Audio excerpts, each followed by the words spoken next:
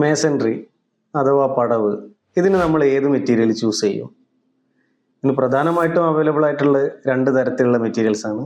ഒന്ന് natural stones ആണ്, മറ്റൊന്ന് ആർട്ടിഫിഷ്യലി നമ്മൾ ഉണ്ടാക്കുന്ന ബ്രിക്കുകളാണ്.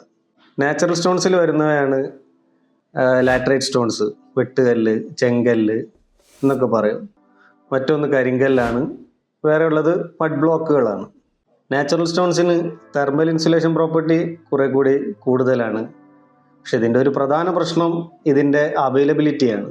ആർട്ടിഫിഷ്യൽ ബ്രിക്കുകളിൽ കൂടുതലായിട്ട് യൂസ് ചെയ്തു വരുന്നതാണ് സോളിഡ് ബ്ലോക്കുകൾ, മഡ് ബ്രിക്കുകൾ, ഇൻ്റർലോക്ക്, അതുപോലെ തന്നെ AAC ബ്ലോക്കുകൾ. ആർട്ടിഫിഷ്യൽ ബ്രിക്കുകൾ പൊതുവെ ഈസിലി അവൈലബിൾ ആണ്. ഇവ ഒരേ സൈസിൽ കിട്ടും. മാത്രമല്ല കുറെ കൂടി ഫാസ്റ്റായിട്ട് വർക്കുകൾ നടക്കുകയും ചെയ്യും.